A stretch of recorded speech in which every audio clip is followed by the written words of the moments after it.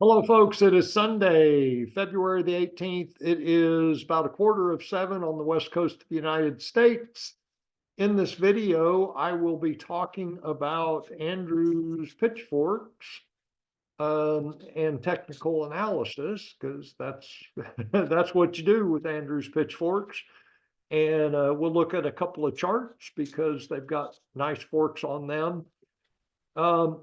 There are times when I'll draw a fork on a chart and I look at it and I'm just like, that is an incredible tool.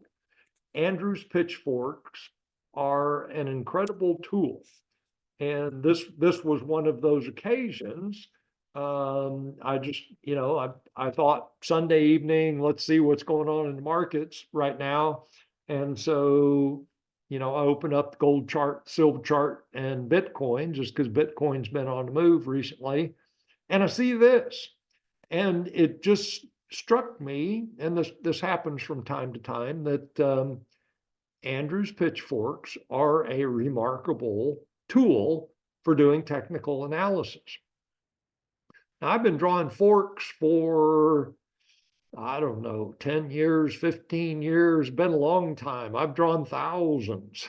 I won't say tens of thousands, but I have certainly drawn thousands of forks on charts in all kinds of time frames, anything from tick charts, less than a minute, all the way out to quarterly charts. And Andrew's pitchforks, they just work. They work in all time frames. And so anyway, that's why I'm sharing about Andrew's pitchforks this evening. Here's the Bitcoin chart. What Dr. Andrews taught about the forks is that when you have a valid pitchfork, price will rise up to the median line. And so we can see here on this first attempt, price didn't quite make it to the median line, but it's got this, as a distraction or a magnet. We've got the 20-day and the 50-day moving averages factoring into what price is doing.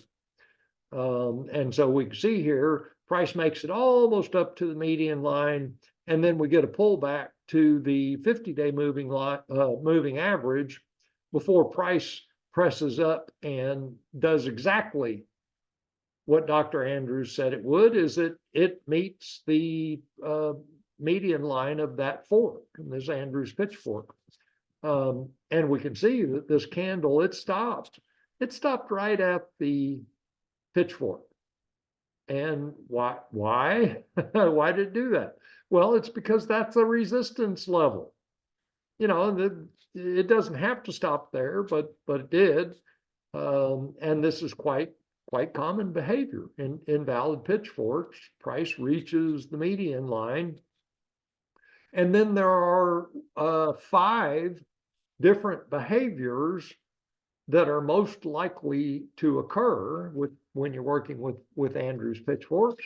One of them is that price will push through and continue higher. And of course, that's exactly what we see here, is that price stopped at the median line and then pushed higher on the next daily session, and then pushed all the way up to the upper median line. Well, and isn't that interesting? So there's another price bar that stopped exactly at the upper median line of this Andrews pitchfork. And now we can see for the last 3 sessions, price has been running along the upper median line. That is a resistance level. Clearly, it isn't just a coincidence that price is doing this at the upper median line. That is, it's a valid resistance level identified by the Andrews pitchfork. And so anyway, that's why we're talking about forks. When I was looking at this and thinking about videos, I was kind of curious, does anybody care? And so you see me, most of my charts have forks on them, Andrews, modified Schiff. Anyway, most of my charts have forks on them because it is the most powerful technical analysis tool that I have ever seen, but bar none. I mean, there are no other tools, in my opinion, that compare with Andrews Pitchforks when it comes to technical analysis. Other people might have different experience or different opinions, but I would suggest that they weren't drawing valid forks. And there are some tips and tricks to help identify valid forks as opposed to invalid or non-valid forks, and I can share those if people are interested. But if you are dealing with a valid fork, price is going to do one of 5 things, and so this is one of them, is that price will find resistance at the median lines. And that's exactly what we're seeing here is Bitcoin, price of Bitcoin is finding resistance at that median line. Other aspects of this chart, if we didn't know anything at all about Andrews Pitchforks, we might still look at, okay, I like MACD. MACD is a powerful technical analysis tool.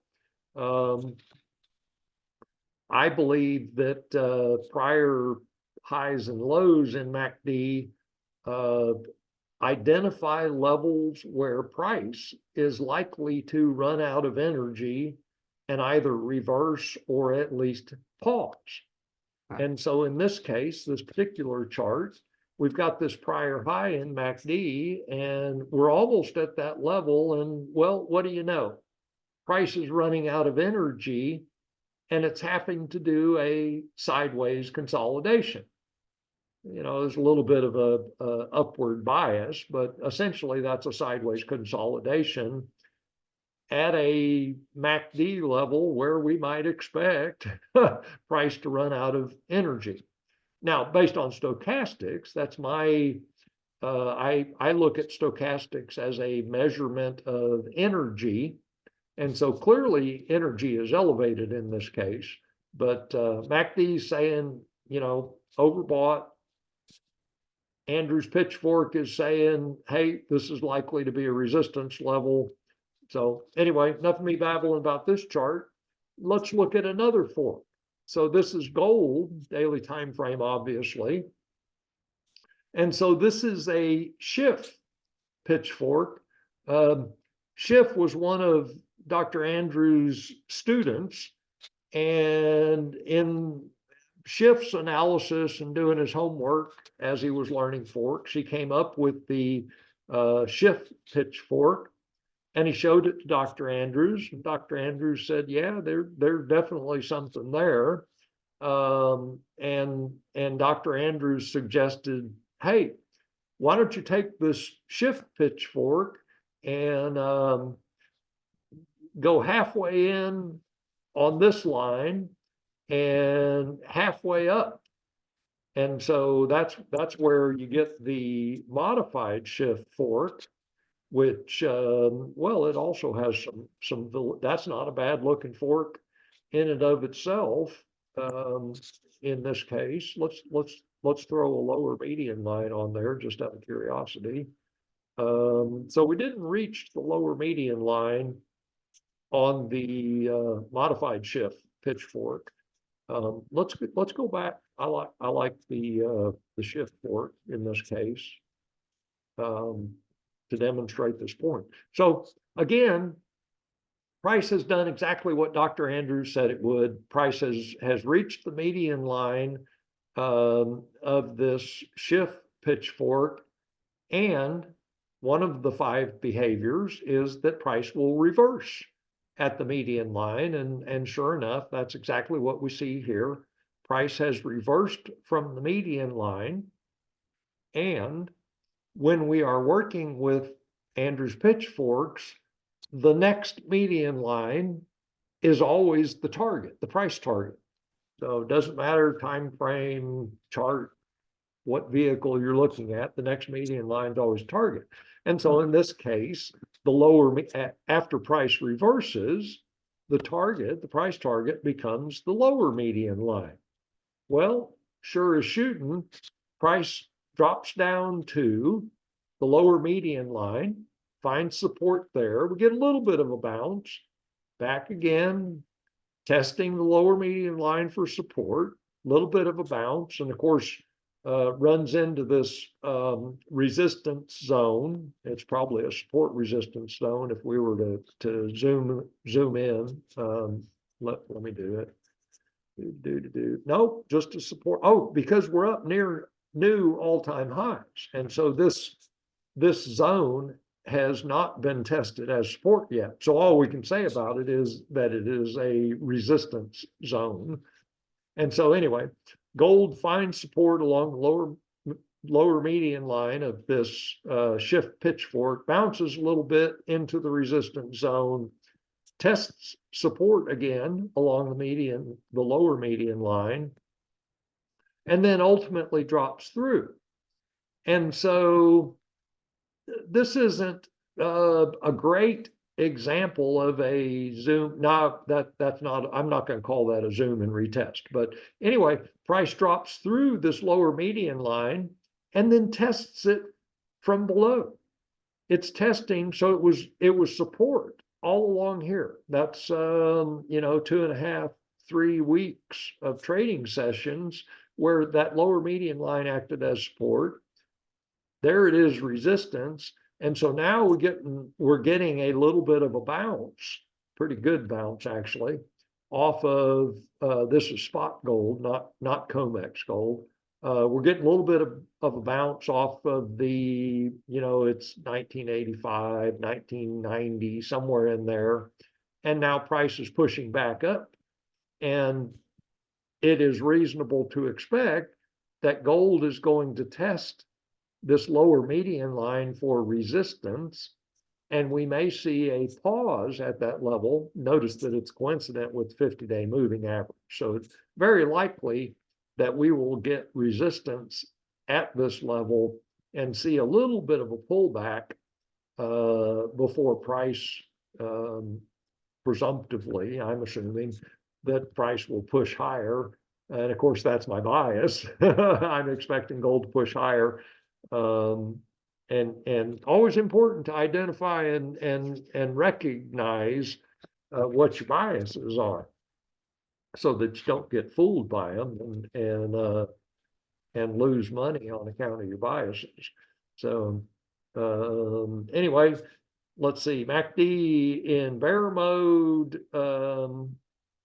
almost on a new, if price continues higher for another session or two, we'll get a new buy signal in MACD, energy clearly rising off low level. Let's look at silver. And so here's another example. This is, again, a shift pitchfork, and we can see, so, and notice in the last two charts, so we're looking at uptrends in Andrew's pitchforks. This is a downtrend. And that just reminded me, another fantastic, one of the numerous remarkable aspects of Andrew's pitchforks is that it clearly identifies the trend. When you draw a valid fork, you don't have to wonder, is this vehicle in an uptrend? Is it in a downtrend? Well, look at the fork. It's sloping upwards. Clearly, based on Andrew's pitchforks in this time frame, Bitcoin is in an uptrend. Now that can change, may change tomorrow, but right now, based on this pitchfork, Bitcoin's in an uptrend. Here, this is an upward sloping pitchfork, but we can see that price has lost support in this upward sloping pitchfork and is currently headed lower. There's still value in that because we can expect, reasonable to expect, that price is going to test that lower median line for resistance. So price currently in a downtrend in this time frame relative to this pitchfork, but the pitchfork has still clearly identified the current trend. It was up. Now we're getting a pullback or correction. So short-term downtrend based on this fork. Here we are in silver, where price is clearly in a downtrend based on the Andrews pitchfork, but could be moving into an uptrend, and we'll see over the next coming sessions whether we shift back into an uptrend or not. But so let's continue. And again, prices has done exactly what Dr. Andrews said it would. It's moved from this high down to the median line of this shift pitchfork, bounced from there, almost reached the upper median line of the fork. And of course, we've got the 20 and 50-day moving averages affecting price behavior, but nearly reached the upper median line before reversing back down to the lower median line where it found support. Now we get up to the upper median line again, and this is a pretty good example of one of the 5 behaviors when you're dealing with Andrews pitchforks. It's called the zoom and retest. And the idea is that price zooms or shoots impulsively through a median line and then pulls back to retest that median line for support or resistance, depending on which way the trend's headed. In this case, we get the zoom. We get this impulsive price bar pushes decisively through the upper median line of this pitchfork and then pulls back.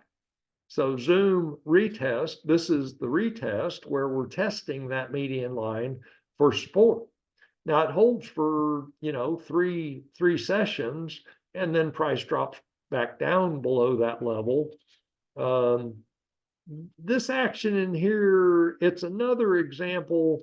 We could say that that's a zoom and retest. It's a little bit sloppy, but we've got some mitigating factors or some other aspects of this chart that are affecting price action. We got the 20-day moving average acting as resistance. We've got this support. It's a support level. We haven't tested it for resistance. It's a support level. And so the idea of the zoom and retest, here's a impulsive push through that median line, and then the retest, and then it's off to the races to the upside. Now notice price ran into resistance at the first median line extension. That's how we refer to this line. It's an extension of the main median lines of the pitchfork. So anyway, price has zoomed up there, found resistance, and now in the current session is bouncing around that level. Again, we've got other factors influencing price action. In this case, it's the 50 and 200-day moving averages, which obviously very common support and resistance levels. Traders use those levels to take profits and open new orders. And so not at all surprising to see price react in some manner at those major moving averages. MACD in bear mode on a buy signal, energy very elevated. So let's do one more chart, which is the dollar. And so this is the dollar, and we're looking at, this is a modified shift. So this is the first chart where I'm sticking with the modified shift pitchfork. And look at this, we're at 1, 2, 3, 4. This is the fourth median line extension, and price is still reacting at that level. Price pushed up into that median line, found resistance there, and has dropped off and had, let's see, 1, 2, the next 3 sessions tested that median line for resistance, and the test failed, and so price headed lower. And so clearly price is reacting at this median line. It's not just a coincidence. You know, somebody, yeah, it's all bullshit. Just a coincidence. Yeah, no. After you've drawn a few thousand forks on charts, you'll recognize that, yeah, that's not a coincidence. That fork is identifying valid support and resistance levels. And you can see it here. Again, this is not a bad example of a zoom and retest. So here we see price reaches the median line, just like Dr. Andrews said. It zooms through the median line, big time. That's a big zoom. And then we get the retest from below. And the test fails, and so price, or the dollar in this case, heads lower. And so it does a pause at this support resistance level, but then ultimately heads down to the lower median line of this modified shift fork, finds support there, and then, you know, reverses direction, zoom, and note in this case that there was enough energy that price did not pull back and retest. So this is just an impulsive push through the median line, playing with support and resistance around this median line, big push up into the next median line, sideways consolidation, clearly a reaction along this median line. And of course, we've got the 3 moving averages that are also affecting price action. Another reaction here along this median line, and now clearly we're getting a reaction at the 4th median line extension. Now I could talk about frequency. One of the Andrews Pitchfork's topics that Dr. Morge, Timothy Morge, he was my mentor for Andrews Pitchforks. In some of his advanced teachings, he would talk about frequency. So basically what he would teach is that with a valid pitchfork, we are identifying a frequency at which price is oscillating. And that sounds like gobbledygook, but if you're familiar with oscillators, oscillator, I think I'm using the wrong term. When you're measuring an electric signal, and oscilloscope, there you go, drawing a blank there. So an oscilloscope identifies the frequency of an electric or electronic signal. That, you know, you see the bars going across the oscilloscope, and you can identify the frequency at which that signal is moving. And so what Dr. Morge would teach is that a valid fork identifies the frequency at which price is oscillating. And that's why the extensions continue to have validity for as long as price maintains the same frequency. And so that's exactly what we're seeing here in the US dollar, is that the dollar is oscillating at the frequency which this pitchfork has identified. And until that frequency changes, this pitchfork and all of its median lines will continue to be valid. But, you know, frequency, again, that's an advanced topic, and don't feel bad if that all sounded like gobbledygook. And so anyway, that's all I got for this evening. You might notice my background's a little bit different. Those are kitchen cabinets. I moved in, or I'm in the process of moving in. I'm setting up. That's tonight's project. I'm setting up my desk, and so tomorrow I'll have my desk set up. I'll be back on my real computer, and so anyway, I'm excited to be in my new digs. So, if you are interested in Andrew's pitchforks, if you'd like me to share more of a teaching of technical analysis, if that's something you're interested in, be happy to do that. Just let me know, in the comments and an email. If you're interested in technical analysis techniques, Andrew's pitchforks in particular, just let me know. I'll be happy to provide content in that area.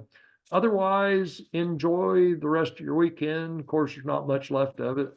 And then I think we got President's Day probably tomorrow, maybe tomorrow. I don't know. I think we got a holiday coming up.